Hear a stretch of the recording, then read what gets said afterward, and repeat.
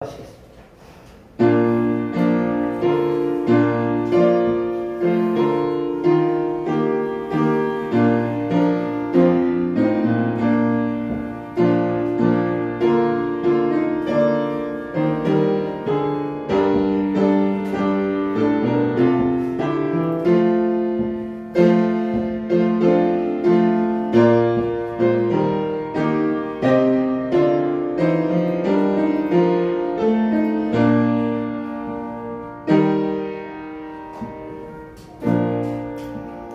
그날 위에서 한 싹이 나서 만민의 기치로 설 것이요 열방이 그에게로 돌아오리니 그가 거한 곳이 영화로우리도다.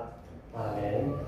구세주의 강림을 기다리는 백성들의 소망을 이루어주신 거룩하신 하나님 아버지, 죄인들을 구원하시려 하고 말구 위에 찾아오신 아기 예수 그리스도를 진심으로 경배하며 찬양을 올려드리게 하심을 감사드립니다. 예수님께서 탄생하신 이날 하나님께는 영광이요 땅에서는 하나님께 기뻐하심을 입은 사람들 가운데 평화가 임할 수 있게 하여 주시옵소서. 이 시간 예배를 통하여 예수님의 탄생을 기뻐하고 성도들과 예수님의 탄생의 기쁨을 함께 나눌 수 있게 하여 주시옵소서. 거룩하신 예수님의 이름으로 기원하옵나이다. 아멘. 이 시간 다 같이 일어나셔서 찬송 6장 하시겠습니다. 찬송 6장 하시겠습니다.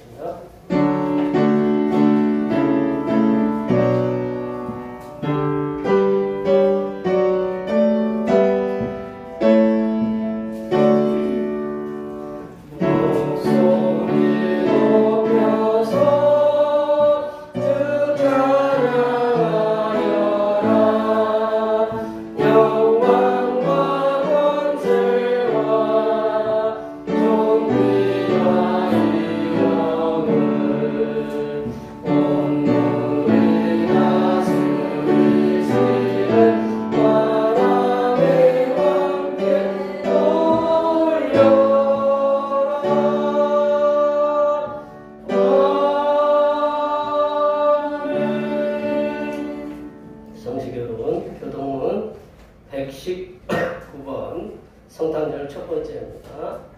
성시교동은 교동문 119번 성탄절 첫 번째입니다. 여호와의 영광이 나타나고 모든 육체가 그것을 함께 보리라. 이는 여호와의 입이 말씀하셨느니라.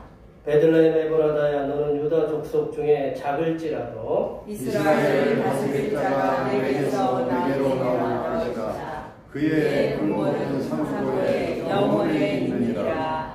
이는 한 아기가 우리에게 낳고 한 아들을 우리에게 주신 바 되었는데 그의 어깨에는 성사를 메었고 그의 이름은 기묘자라 모사라 전능하신 하나님이라.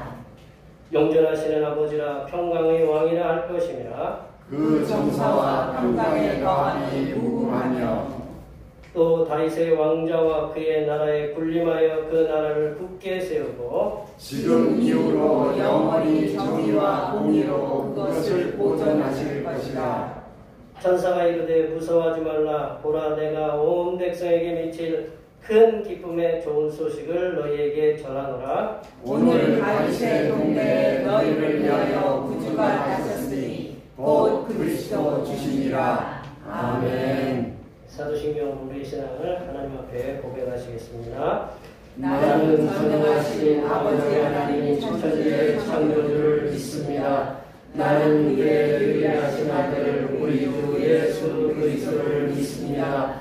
그는 성령으로 잉태되어 동정녀 마리아에게서 나시고 본디오 빌라도에게 고난을 받아 십자가에 못 박혀 죽으시고 장사된 지 사흘 만에 죽은 자 가운데서 다시 살아나셨으며 하늘에 오르시어 전능하신 아버지 하나님 우편에 앉아 계시다가 거기로부터 살아있는 자와 죽은 자를 심판하러 오시리라. 나는 성령을 믿으며 거룩한 공교회와 성도의 교제와 죄를 용서받는 것과 몸의 부활과 영생을 믿습니다. 아멘. 다 같이 앉으셔서 찬송 115장 하시겠습니다. 찬송 115장입니다.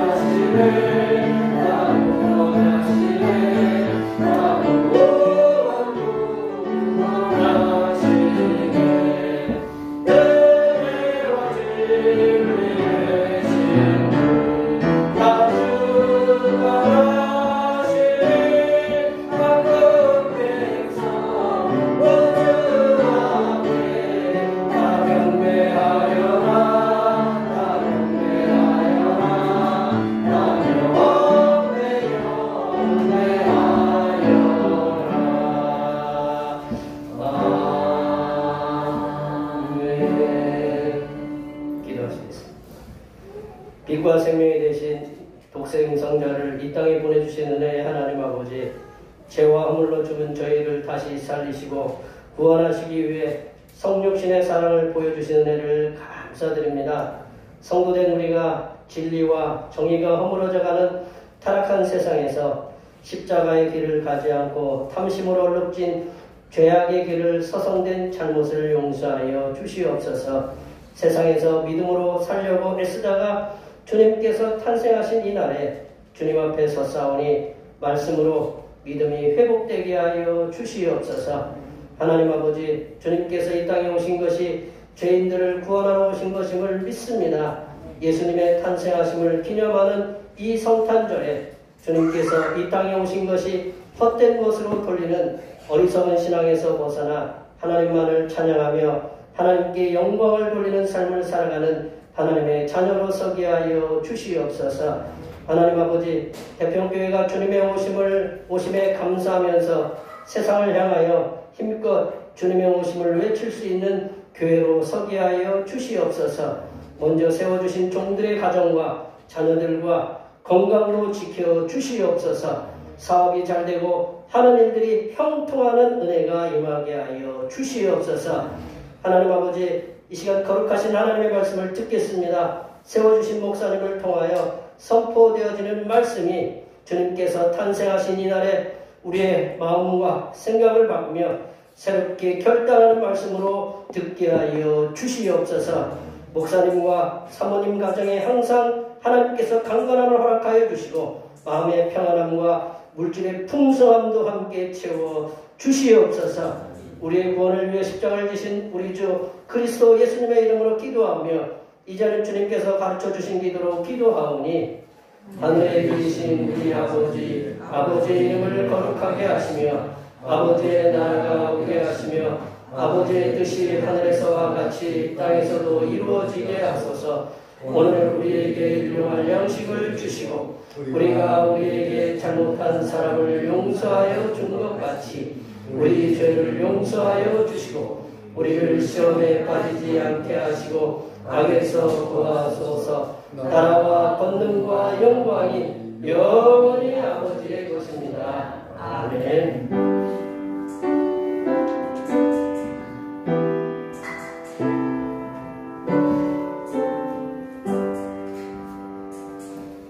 오늘 우리에게 주신 하나님의 말씀은 신약성경 누가복음 2장 8절에서 14절 말씀드립니다. 신약성경 89쪽에 있습니다.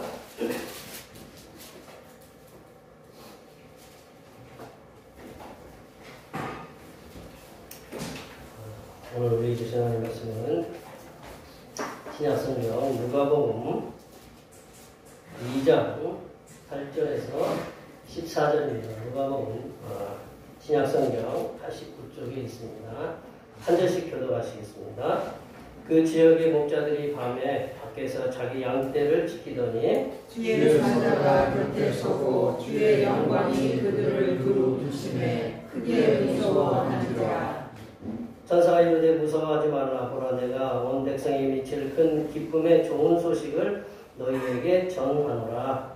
오늘 다윗의 동네에 너희를 위하여 구주가 나섰으니 곧 그리스도 주시니라.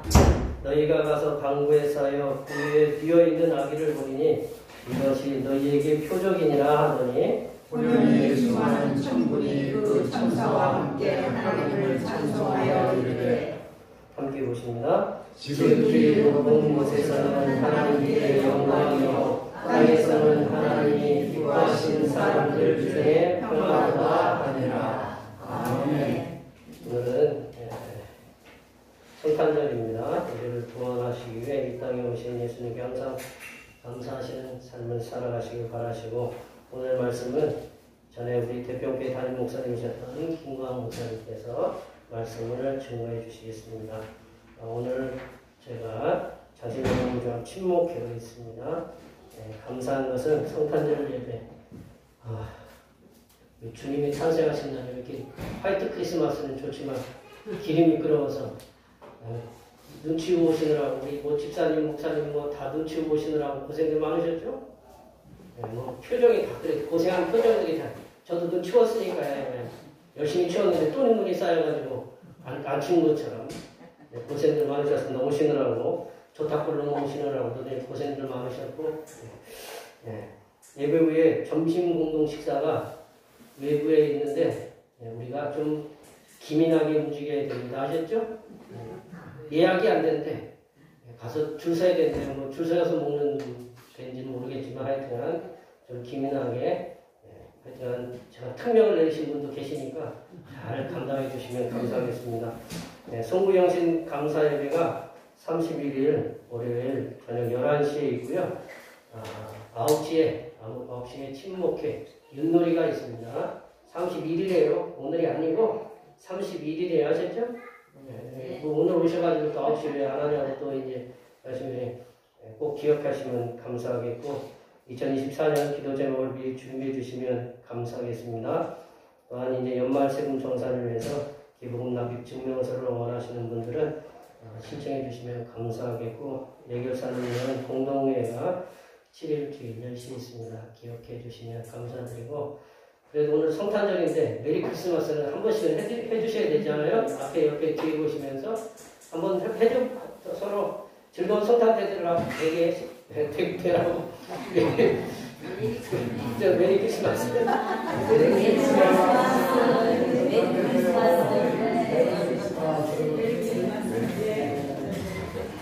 제가 동분 서주하느라고 제대로 숨도 못 쉬고 지금 올라와서 이렇게 이해하시기 바랍니다. 제가 즐거운 성탄이고 올 한 해도 주님 안에서 즐겁게 마무리되고 새롭게 다가오는 갑진년이라며 갑진년 용띠인데 새롭게 맞이할 수 있도록 앞에 옆에 뒤에 계신 분들 직장도 가정도 사업도 사역의 모든 현장도 형통하게 될 수 있도록 많이 축복해 주시기 바랍니다. 축복합니다.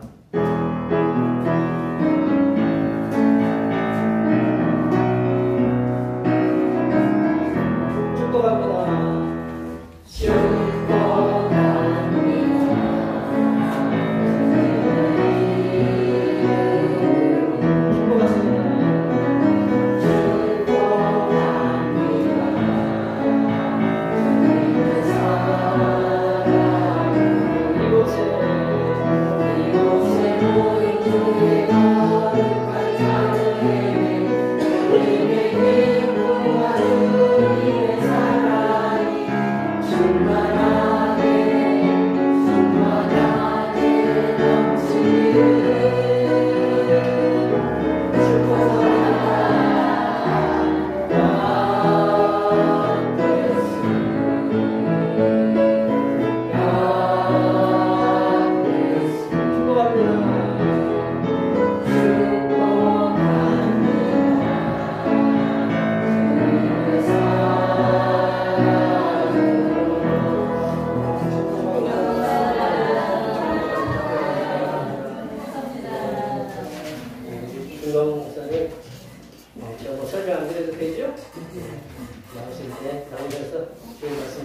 주시겠습니다.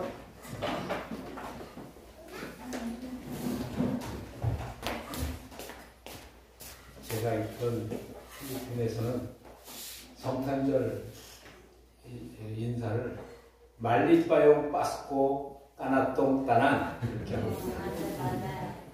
우리 모두에게 기쁜 성탄이 되세요. 알아듣는 사람 계세요. 야, 오늘 잘 왔어요. 어디 고향이 어디세요? 민다상이요. 오. 사투리 말 맞아요. 예. 증명되셨네요. 예. 평화의 왕으로 오신 아기 예수님께서 오늘 이렇게 함께 예배하게 되는 모든 분과 여러분들의 삶과 가정에 또한 기쁜 소식이 되시기를 주님의 이름으로 축원합니다.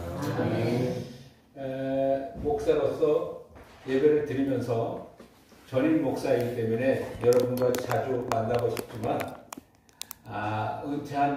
이제는 은퇴한 목사로서 고민이 좀 많습니다.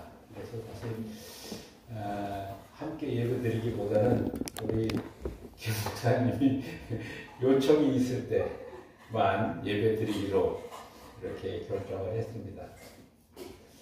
몇 해 전에 코로나가 시작되었을 때 사회적 거리두기가 시작되었죠. 그래서 연세대학교 김용신 교수가 사회적 거리두기라는 말 대신에 잠시 서로 떨어져 있기라는 말을 사용하자고 했는데 가만히 생각해 보니까 아무래도 이거는 기독교적인 용어로 좀 또 바꿔야 될 것 같아요. 그래서 홀로 하나님 앞에 서는 시간 이렇게 한번 생각해 보았습니다. 현대인들이 너무 분주하게 살아가고 거미줄처럼 서로 연결되어 있어서 혼자 있는 시간이 사실 좀 부족합니다. 절대적으로 혼자 있는 시간이 부족하다 보니까 자신들의 판단에 대해서 자기 자신의 판단에 대해서 행동하기보다는 어떻게 보면 군중 심리에 따라서 살아가고 자신이 많은 관심을 두지 않아도 될 일에 대해서도 지나치게 관심을 많이 두는 그런 삶을 살게 됩니다. 그러다 보니까 정작 중요한 개개인의 영성 훈련이나 각자의 마음 지킴에는 소홀히 해질 수밖에 없는 그런 모습입니다. 사실 성탄절 분위기도 예전과는 좀 다르다는 생각을 해봅니다. 아무래도 시대와 상황이 변하는 것처럼 달라져야 한다는 것이 요즘의 제 생각입니다. 필리핀에 갔을 때 7월달부터 큰 몰, 백화점 같은 데에서는 대형 크리스마스 트리를 하기 시작하고요. 안에서는 크리스마스 캐롤이 7월부터 흘러나오는 거예요. 그래서 너무 일찍 크리스마스를 준비하고 이렇게 하는 것이 아닌가 그런 생각을 했는데 필리핀이라는 나라는 이미 400여 년 전서부터 어떻게 보면 스페인에 이렇게 지배를 받으면서 전 나라가 캐톨릭화 되어 있기 때문에 성탄절을 축하하는 그런 문화가 자연스럽게 이어져서 몰에서는 7월부터 성탄절을 축하하는 그런 모습도 있습니다. 가서 이상하다 생각하는 것은 바로 우리 정서, 우리 경험, 나의 경험 이런 것이 좀 달랐기 때문에 그렇게 내가 느꼈던 것이죠. 필리핀에는 성탄절이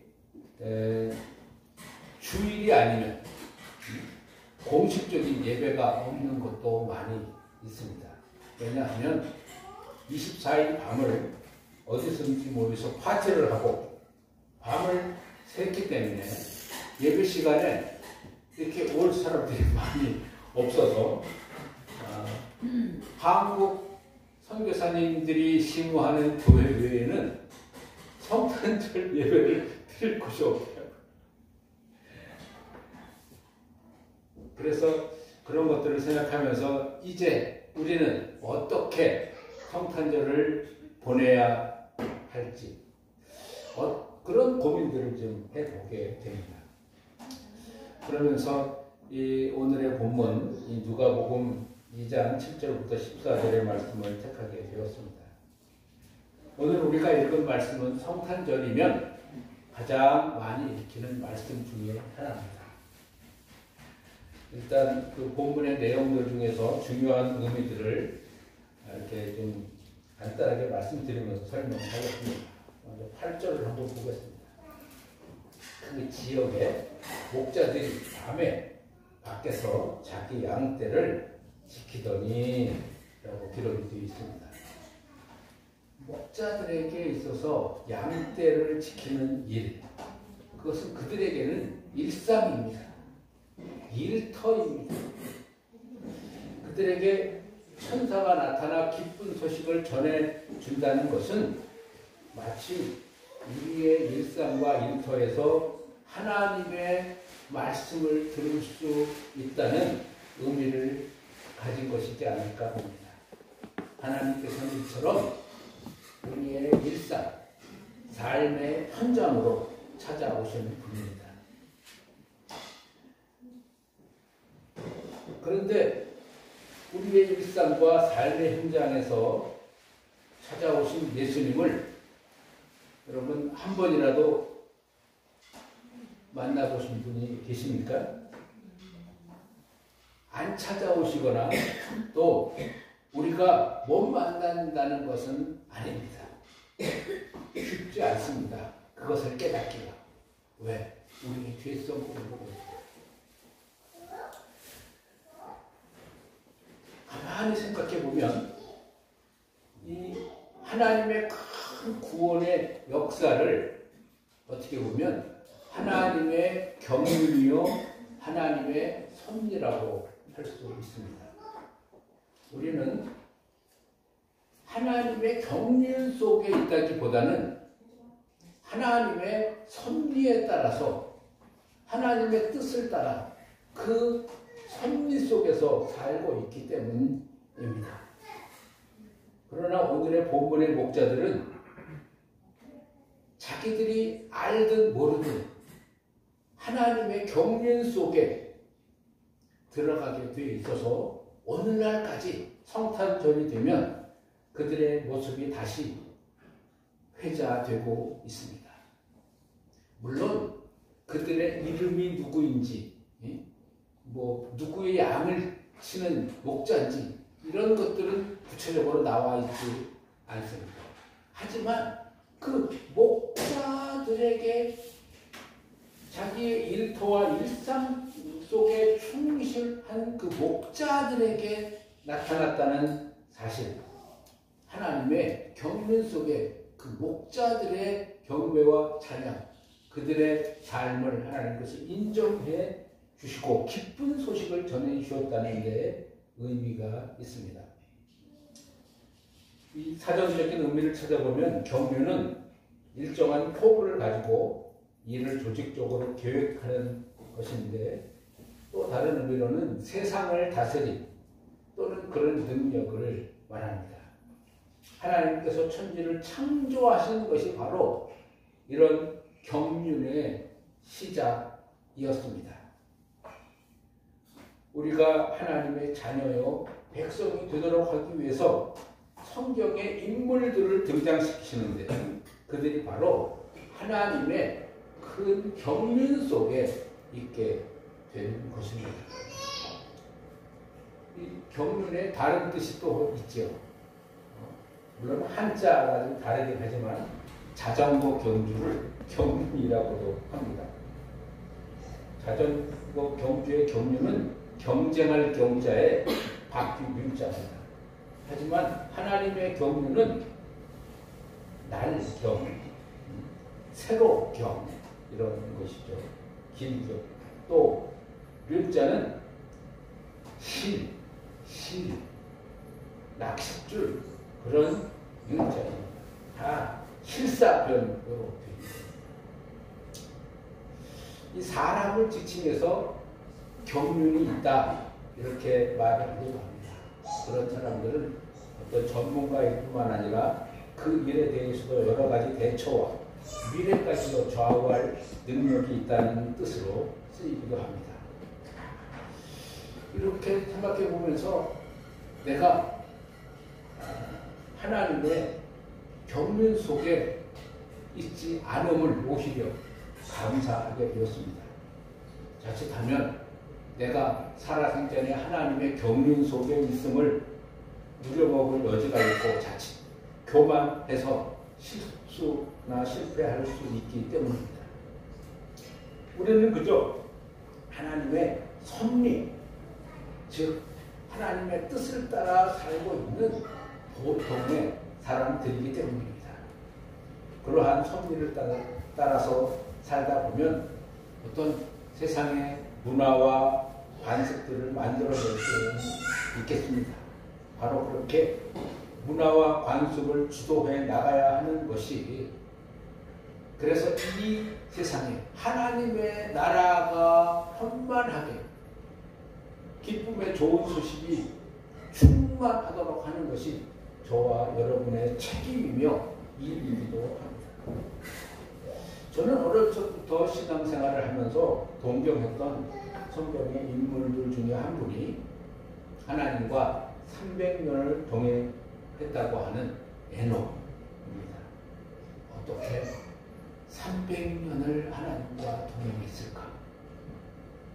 창세기를 쭉 자세히 읽다 보니까 5장 22절에 에녹이 하나님과 동행하면서 자녀를 낳았더라 이렇게 기록이 되어 있어요. 그 말씀을 가만히 생각해 보니까 에녹이 그냥 일상생활을 하면서 하나님과 동행했다라는 뜻으로밖에 설명이 안 됩니다. 다시 말한다면 일상 속에서 하나님을 만나고 살아가면서 그 뜻에 충실하게 살다 보니까 하나님과 동행하게 되었고 죽음을 보지 않고 하나님 나라에 가게 된 첫 사람이 된 것이죠. 아무리 에녹을 따라가려고 해도 에녹의 그 삶을 이해를 하겠는데 이 마음과 생각이 따라가지를 못하고 있는 것을 봅니다. 이처럼 일상생활에서 자기의 삶에 충실하면서 하나님을 섬기며 살아가는 목자들에게 하나님이 나타나는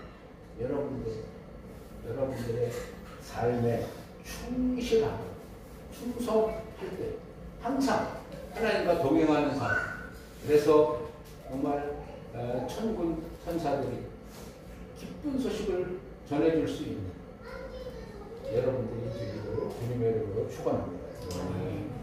둘째로는 12절에 강고에 쌓여 구유에 놓여있는 악인입니다. 구유 하면 의뢰인 말 구유를 이야기하는 것처럼 보입니다. 하지만 구유는 말뿐만 아니라 소나 양, 돼지의 먹이통도 구유라고 합니다. 성경에는 말 구유라는 말이 없습니다. 그냥 구유라고만 기록되어 있는데 아마도 당시에는 말을 타고 전쟁을 했기 때문에 이 말이 전쟁 물자에서 말을 기르고 있는 집의 말은 전부 다 공출을 했기 때문에 아마 집에서는 말을 기르는 사람들이 많이 없었을 것이고, 그래서 가정에서는 주로 소나 양, 돼지를 길렀다고 보는 것이 합리적일 것입니다. 오늘의 이 양을 치는 목동들을 부르시고 찾아오신 것을 보아서 아마도 양의 먹이를 주는 양의 구유이지 않았을까 하는 생각을 해보기도 합니다. 그런데 그것이 바로 표적이 된다고 했어요. 표적. 상징적으로 설명을 하면 아기 예수님이 밥으로 오셨다는 것입니다. 밥, 생명. 그러므로 그 위에 아기 예수님이 오셨다 하면 아기 예수님께서 생명의 떡으로, 생명의 밥으로 이 땅에 오셨다는 것입니다. 생명을 주시기 위해서 밥처럼 우리 사람들에게 희생 제물이 되시기 위해서 오셨다는 말씀입니다. 좀 더 설명을 해보면 예수님이 태어나신 동네가 어디지요? 네? 예수님이 태어나신 동네 베들레헴이죠. 베들레헴의 뜻이 무엇이죠? 네. 베들이라는 것은 집이고 레헴은 떡입니다. 그래서 떡집. 그러면 그 떡집에 있는 게 뭐겠어요? 네? 떡집에 떡이 없으면 안 되잖아요. 네. 구유에 오셨다는 것, 이렇게 예수님께서 요한복음 6장에 오병이어 사건을 두고 설명을 해주십니다. 제가 여기서 목회할 때 요한복음 6장의 오병이어의 말씀을 가지고 말씀을 전했던 것을 기억합니다. 이 의미하는 것도 좋고 그래서 필리핀에 가서도 시부안어로 번역을 해서 말씀을 전했던 기억이 있습니다. 요한복음 6장 48절 이하를 읽어보면 내가 곧 생명의 떡이라. 너희 조상들은 광야에서 만나를 먹었어도 죽었거니와 이는 하늘에서 내려오는 떡이니 사람들로 하여금 먹고 죽지 아니하게 하는 것이다. 나는 하늘에서 내려온 살아있는 떡이니 사람이 이 떡을 먹으면 영생하리라. 내가 줄 떡은 곧 세상의 생명을 위한 내 살이니라. 이렇게 말씀드렸어요. 물론 이 말씀을 가지고 유대인들이 어떻게 자기 살을 우리에게 줘 먹게 하겠느냐 하면서 여러 가지 논란이 있었고, 말씀을 다 하고도 제자들도 이 말씀이 어렵다, 누가 들을 수 있느냐, 이렇게 서로 죽은 겁니다. 예수님이 이 말씀을 듣고 너희도 이 말이 너희에게 걸림이 되느냐, 다시 말해서 너희를 실족게 하느냐, 너희도 이 말씀과 같이 이 생명의 떡을 먹을 능력이 안 되고 자신이 없느냐, 이렇게 말씀입니다. 여러분, 당시의 제자들도 이 말씀이 어렵다고 했는데 지금도 여러분께 이 말씀이 어려우십니까? 이 말씀이 이해가 안 됩니까? 생명의 떡으로 오늘 이 땅에 오신 예수님을 믿고 마음과 영혼에 깊이 새기며 경배하는 저와 여러분들이 되는 성탄절이 되기를 기원합니다. 셋째로 14절의 말씀입니다. 14절의 말씀은 지극히 높은 곳에서는 하나님의 영광이요 땅에서는 하나님이 기뻐하신 사람들 중에 평화롭다. 제가 지극히 높은 곳에는 가보지 못해서 잘 모르겠어요. 하지만 이 땅에서는 하나님이 기뻐하시는 사람들 중에 평화가 넘쳐나는 나야 하는 것이 바로 성탄절이지 않을까 하는 것입니다. 그런데 예수님께서 이 땅에 오셨다는 것이 누구에게나 평화였던 것은 아니라고 봅니다. 오직 하나님께서 기뻐하시는 사람들에게만, 하나님께서 좋아하시는 사람들에게만 평화의 소식이었던 것 같습니다. 그 당시 로마 제국에 빌붙어서 자기의 안위와 정권 유지에만 급급했던 헤롯 같은 이들에게는 아기 예수님의 탄생 소식이 평화의 소식은 아니었던 것입니다. 그래서 14절의 말씀, 하나님이 기뻐하시는 삶, 기뻐하는 사람들이라는 말씀을 제목으로 삼았습니다. 동방의 박사들까지도 그 당시에 별을 따라서 예루살렘까지 와서 어떻게 보면 눈치 없이 헤롯 왕에게 가서 유대를 다스리는 헤롯 왕, 유대의 왕에게 가서 유대인의 왕으로 나시니가 어디 있느냐 이렇게 묻습니다. 그 소리를 듣고 헤롯 왕과 온 예루살렘이 듣고 소동했다 이렇게 마태복음은 기록하고 있습니다. 이들은 소위 기득권자들입니다. 새로운 왕이 등장한다면 그 당시에 헤롯 왕은 제거되고 다시 또 그 왕에게 줄을 대서 아부해야 하는 그런 이들이어서 그 소식은 기쁨과 평안의 소식이 아니었을 것입니다. 결국 동방 박사들의 응답을 못 받은 헤롯, 자기의 왕의 자리를 빼앗기지 않으려고 평화의 소식이 아닌 2살 이하의 남자아이를 살육하는 폭력을 저지르고 말았던 것입니다. 오늘을 사는 우리나라에서도 우리나라가 평화의 소식이 아닌 반목과 질시의 소식, 정권 유지와 자기들의 이익을 위해 국회에서 제정했던 민생 법안들까지도 모조리 거부하는 모습, 마치 헤롯의 모습처럼 느껴져서 좀 답답합니다. 과연 무엇이, 누가 하나님이 기뻐하는 사람들일까요? 그들에게, 우리에게 어떤 평화가 있을까요? 그럼에도 불구하고 엘리야 시대에 7,000명의 구루토이 같은 이들을 곳곳에 남겨놓으신 것처럼 든든하게 평화의 소식을 갈구하는 하나님이 기뻐하시는 사람들로 남아있는 당신의 깨어있는 자녀들에게 오늘도 수많은 천군과 천사들이 찬송하는 평화의 기쁜 소식을 온 위에 전할 수 있는 저와 여러분이 되기를 기원합니다. 지난 2, 3일 올겨울이어서 가장 추웠습니다. 추워서 몸이 움츠러들고 힘들지만 얼마 만에 겨울다운 겨울인가 하는 생각을 해보았습니다.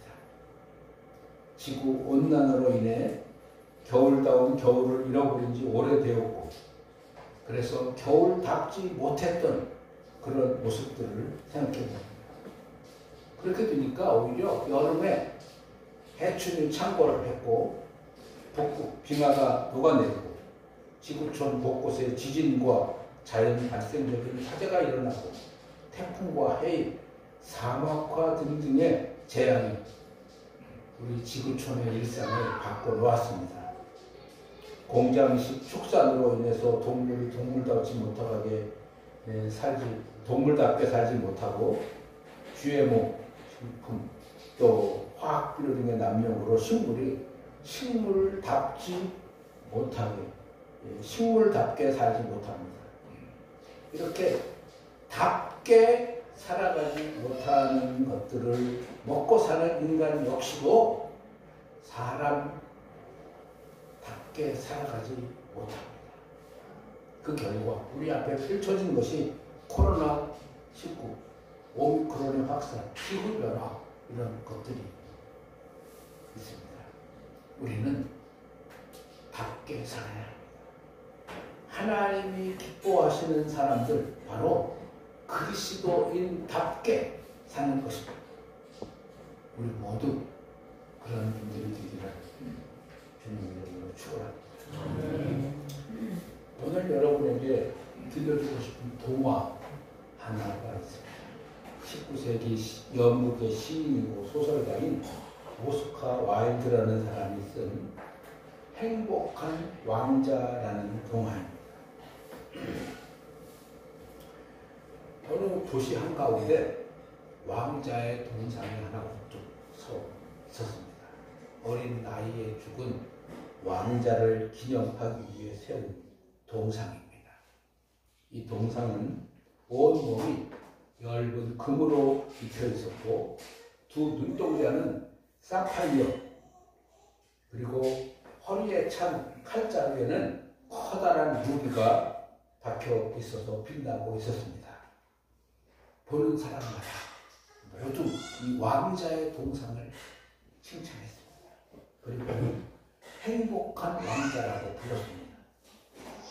어느 늦가을 밤 작은 제비 한 마리가 이 도시에 날아왔습니다. 뒤늦게 따뜻한 남쪽으로 날아가려는 중이었습니다. 제비는 높은 축대 위에 서 있는 행복한 왕자의 동상을 보고 그 아래서 하룻밤을 지나기로 하고 동상이 있는 곳으로 날아갔습니다. 밤중에 왕자의 두 발 아래에 내려앉아서 쉬고 있는데 물방울이 뚝뚝 떨어졌습니다.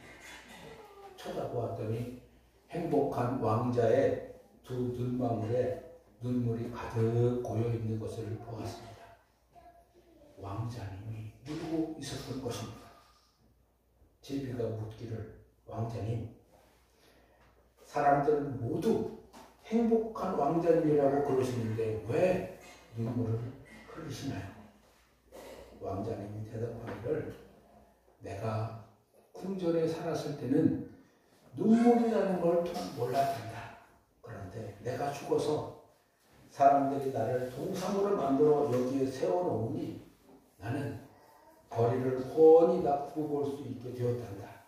거리에는 불쌍한 일이 너무 많아. 나는 밤마다 눈물을 흘리고 있단다 하면서 저만치 멀리 한 가난한 집 한 채가 있고 그 집에 어린 소년이 심한 병을 앓고 있는데 의원에게 가보지도 못하고 고생하고 있는데 그 제비에게 칼자루에 박혀있는 루비를 뽑아다가 그 집에 전해줄 것을 간곡히 부탁했습니다. 그래서 제비는 칼자루에 있는 루비를 뽑아다가 밤에 그 집에 갔다가 주었습니다. 다음날 아침 제비는 왕자님께 작별 인사를 가려고 하니까 하룻밤만 더 머물러 볼 것을 간청했습니다. 제비는 그날 밤도 왕자님과 함께 지내면서 그날 저녁은 눈동자에 박혀있는 사파이어를 떼어다가 변두리 거리 다락방에서 며칠째 굶고 있는 화가에게 갖다 주었습니다. 하룻밤을 더 머물러 달라는 왕자님의 간청에 못 이겨 지내면서 이번에는 다른 문에 박혀있는 사파이어를 떼어다가 성냥을 못 팔아 야단 맞을까봐 울고 있는 성냥팔이 소녀에게 전해 주었습니다. 그 다음 날도 제비는 강남으로 떠나지 못했습니다. 왕자님의 간청에 못 이겨 왕자님의 몸에 입힌 금조각을 떼어서 가난한 사람들에게 다 나눠주라고 해서 그렇게 하다 보니 여러 날이 지나게 되었고 그 거리에 눈이 내리기 시작합니다. 왕자님의 동상은 이제 앙창한 쇠조각만 남아있게 되었습니다. 제비는 왕자님께 작별 인사를 했습니다. 이제야, 그랬더니 왕자님께서 이제야 떠나는구나. 그동안 수고가 많았다. 잘 가거라. 제비가 말합니다. 왕자님, 저는 남쪽 나라로 가는 것이 아닙니다. 이제 곧 죽을 것입니다. 정말 죽는다는 것처럼 마치 잘 잘 수 있을 것 같습니다. 제비는 왕자의 볼에 키스를 하고는 그 밑에 떨어져 죽고 말았습니다. 그때 왕자의 몸속에서도 무엇인가 깨어지는 소리가 났습니다. 그것은 나무로 만든 왕자의 심장이 두 조각으로 깨어져 떨어지는 소리였습니다. 천상에 하나님께서 천사를 시켜서 왕자의 깨어진 심장과 죽은 제비를 하늘나라로 가져오도록 하였습니다. 그리고 저 제비를 하늘나라 뜰에서 언제까지나 노래를 부르게 하고 행복한 왕자는 하늘나라 거리에서 언제까지나 나를 찬송하도록 하라. 이렇게 말씀함으로 도마는 끝이 납니다. 우리 주님은 이 땅에 오셔서 가장 낮고 천한 자로 사시면서 그의 모든 것을 위해, 모든 것을 우리 인류를 위해, 우리를 위해 주셨습니다. 마지막 피 한 방울까지도 주셨습니다. 소박하고 고요하고 거룩한 밤에 태어나 난 아기 예수를 기쁘게 영접하면서 우리도 이 행복한 왕자에 나오는 제비처럼 주님의 사랑을 부지런히 이웃에게 전달해서 마침내 주님과 더불어 낙원에서 영원한 영생을 누리게 되시기를 바랍니다. 말씀을 정리하겠습니다. 우리는 주님께서 좋아하시는 사람답게 살아가야 주님께서 기뻐하시고 좋아하시는 사람들에게 평화로다 하시는 말씀이 우리들의 각자 한 사람 한 사람의 삶에서 이루어지는 것입니다. 주님께서 주시는 평화는 세상이 주는 평화와 다릅니다. 온전한 평화, 에이레의 평화입니다. 일상 속에서 하나님과 동행하며 맡겨진 일에 충성하시고 생명의 떡이신 예수 그리스도의 말씀에 맛을 들여 매일 영생의 말씀을 사모하시고 이 땅에 평화의 기쁜 소식이 들려지는 하나님께서 기뻐하시는 사람으로 살아가면서 항상 이웃과 단절되지 않는 삶을 살아가시기를 바랍니다. 이렇게 살아가고자 하시면 하나님께서 여러분의 삶을 도우실 것입니다. 2023년 성탄절을 맞이하면서 하나님과 우리 공동체의 모든 성도들 앞에서 평화와 기쁨을 회복하시는 여러분들이 되어서 한 해를 잘 보내고 새해를 힘차게 맞이하는 여러분들이 되기를 바랍니다. 기도하겠습니다. 한 해 동안 우리의 욕심과 죄로 인해 맞바람 속에서도 힘겨운 삶을 살아왔지만 주님께서 뒤에서 뒷바람을 불어주셔서 오늘까지 달려올 수 있었습니다. 주님께서 기뻐하시는 사람이 되고 싶습니다. 단지 소망하는 것이 아니라 우리의 삶을 변화시켜 가도록 하오니 도와주옵소서. 남은 2023년 잘 마무리하고 새해 2024년을 힘차게 맞이하게 하옵소서. 예수님의 이름으로 기도드립니다. 아멘. 아멘.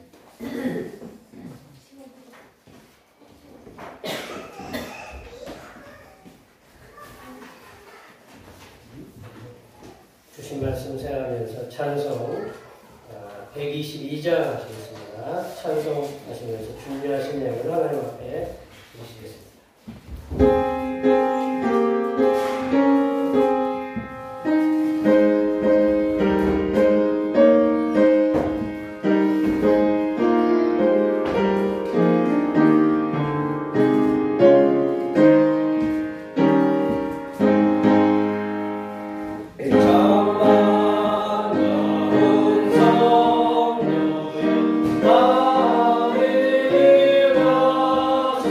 네.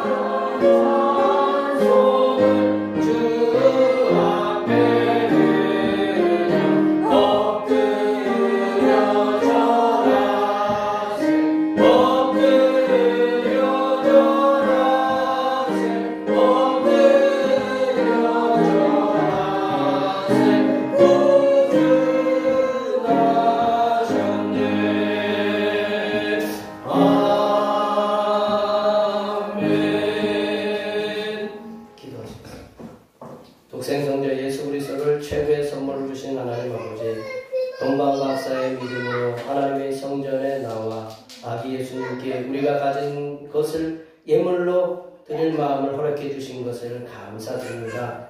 만왕의 왕이신 아기 예수님께 우리의 마음을 담아 영원토록 변치 않는 황금의 예물을 드립니다. 내 삶 속에 왕으로 자정하시어 나를 다스려 주시옵소서.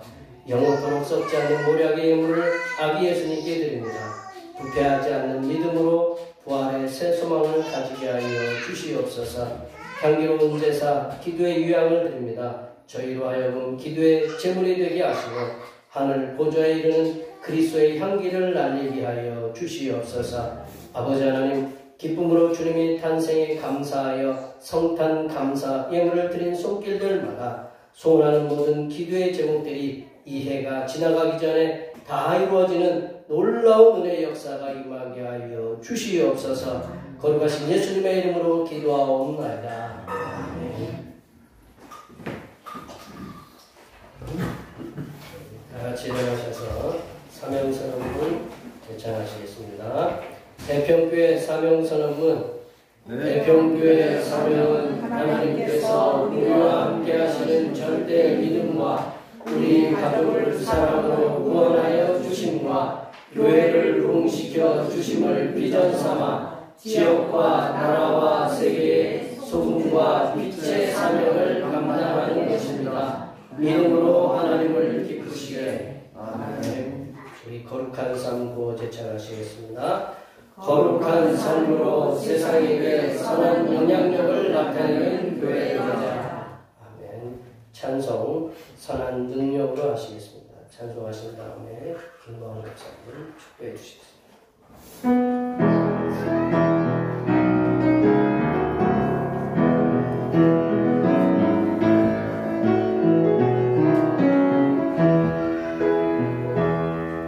주성한 능력으로 와주시네 그 크신 발로 날 부르시네 절망 속에 흔들리지 않고 사랑하는 그 얼굴 보아리 선한 능력으로 일어서리